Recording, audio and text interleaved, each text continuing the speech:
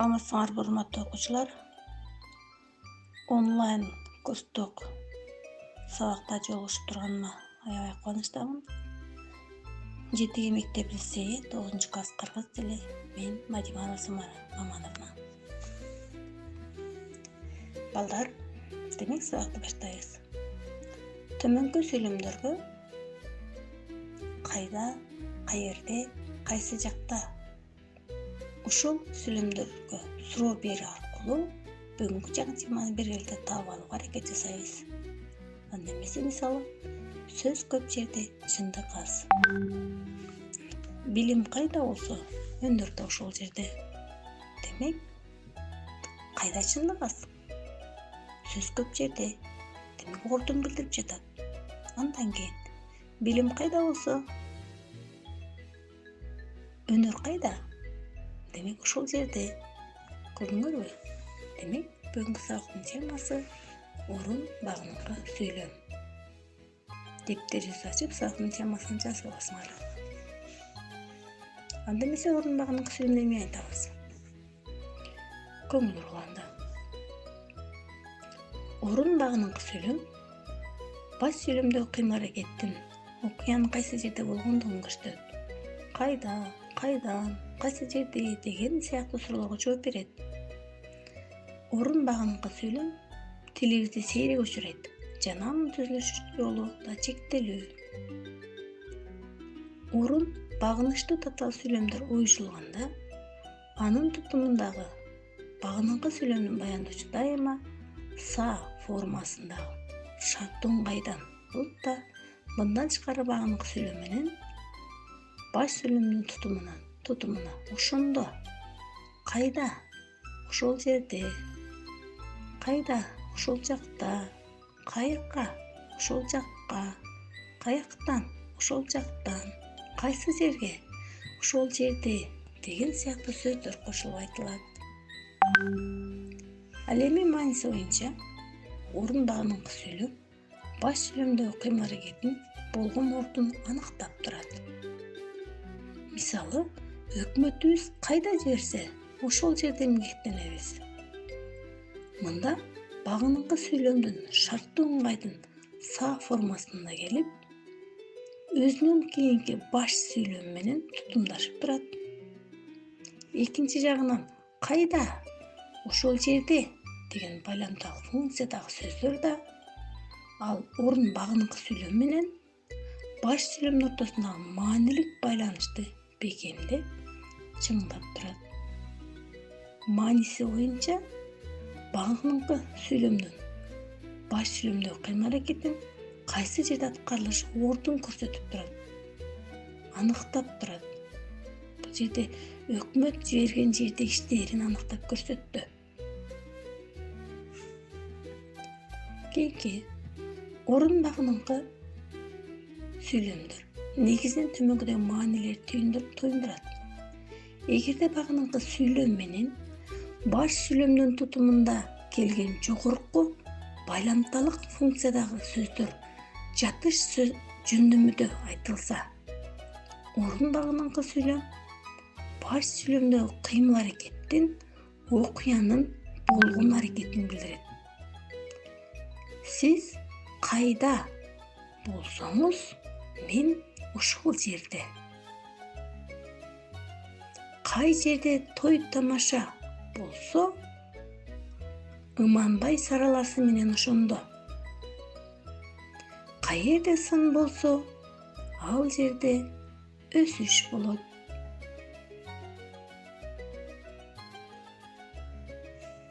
Андан кийин багыныңкы сүйлөм менен баш сүйлөм тутумундагы каякка, кайда, ошол жакка деген сөздөр барыш жөндөмүдө турса, же багыттоо маанисинде болсо, орун багыныңкы сүйлөм баш сүйлөмдөгү кыймыл-аракеттин багытталган ордун көрсөтөт. Мен каякка барсам, ал да ошол жакка жөнөйт. Алдыңкы көч кайда барса, арткы көч ошол жакка барат. Кийинкиде балдар, эгерде багынкы сүйлөм менен баш сүйлөм тутумунда келген кайдан, ошол жактан, кай жактан, ошол жактан деген сыяктуу сөздөр жөндөмүдө айтылса, орун багынкы сүйлөм баш сүйлөмдөгү кыймыл аракеттин башталып чыккан ордун көрсөтөт. Мисалы үчүн, шамал кайдан соксо, жамгыр да ошол жактан келет. Силер кай жактан келсеңер, бул коноктор да ошол жактан келишиптир.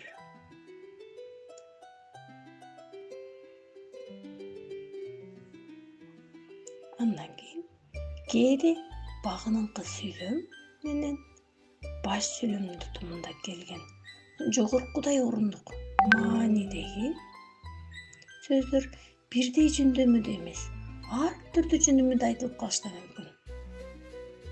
Мындай учурда орун багынкы сүйлөмдүн мааниси баш сүйлөмдөгү орун маанидеги сөздүн жөндөмөлүк маанисине карай аныкталат. Мисалы үчүн, кайсы жериң ооруса, ошол жерге ушул дарыны 3 маал шыба.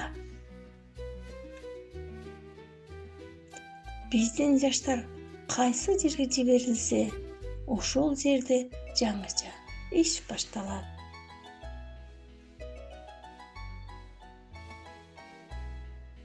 Мында биринчи татаал сүйлөмдө багынкы сүйлөмдүн тутумундагы орундук маанидеги кайсы жериң деген сөз атоош жөндөмүдө, баш сүйлөмдөгү ошол жериң деген сөз дагы атоош жөндөмүдө турат. Ал эми экинчи сүйлөмдөгү кайсы жерге барыш жөндөмүдө турса, ошол жерде жатыш жөндөмүдө турат. Бирок биринчи татаал сүйлөмдөгү багынкы сүйлөм өзүнүн кийинки баш сүйлөмдүн тутумундагы орундук маанидеги сөздүн ошол жерге барыш жөндөмүдө тургандыгына байланыштуу кыймыл аракеттин багытталган ордун көрсөтүп турат. Экинчи татаал сүйлөмдүн тутумундагы байланыштуу кыймыл аракеттин боло турган ордун билдирип турат. Демек балдар, бүгүнкү жаңы темага түшүндүңөрбү? Анда эмесе китептин 189 бетин ачып, 209 көнүгүүнү иштейбиз. Анда окуп, багынкы сүйлөмдөрдүн түрлөрүн ажырткыла, сүйлөмдөрдү, алардын баш сүйлөм менен кандайча байланышканын айтып бер. Орун багынкы сүйлөмдөрдүн кандай каражаттар аркылуу уюшулганын байка. Андан кийин 211 көнүгүү. Татаал сүйлөмдөрдү түрлөргө ажыратасыңар. Алардын тутумундагы жөнөкөй сүйлөмдөрдүн маанилик катыштарын аныктап, тыныш белгилерин кой. Тең байланыштагы татаал сүйлөмдөрдү көчүрүп жазып, аларга синтаксистик талдоо жүргүзгүлө балдар.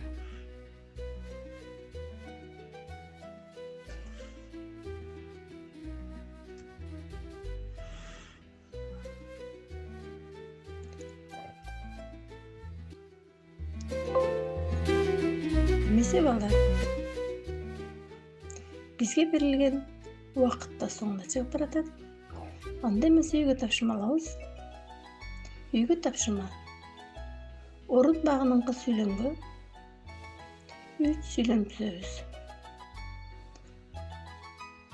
Сүйлөмгө морфологиялык талдоо, андан синтакс талдоо жүргүзөбүз.